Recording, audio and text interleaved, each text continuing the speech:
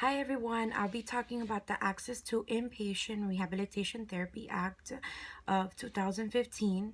The purpose of this is to depend on the admitting physician and the rehabilitation team to determine whether a Medicare patient meets the requirements to receive the appropriate inpatient rehab treatment, whether it's physical therapy, occupational therapy, or recreational therapy.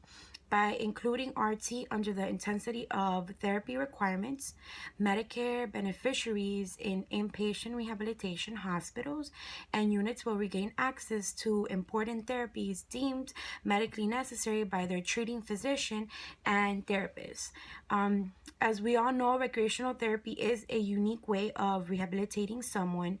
It's not like other therapies. It's all designed with intervention strategies. They gather information such as social and physical information, and they work with the family to ensure a successful functioning skills and improved for a more independent and healthy life.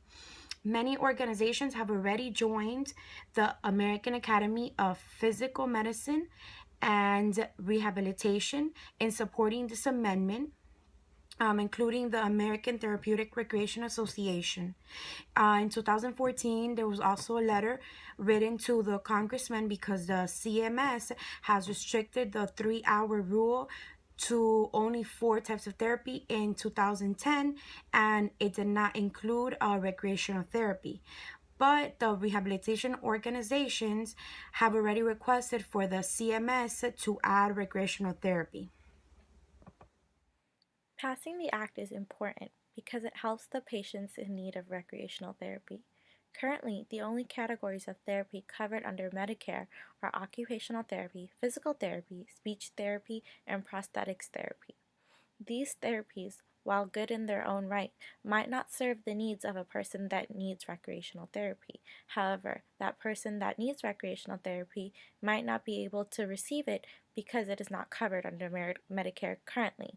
By passing the act, recreational therapy will join the ranks of the other therapies and become one of 5 therapies covered by Medicare and that apply to the 3-hour rule. All in all, passing the act serves a twofold purpose. By passing the act, recreational therapy services will be available to patients who need them, rather than those patients having to settle for a therapy that is not best suited for their needs. Lastly, passing the act will help to expand recreational therapy as a field.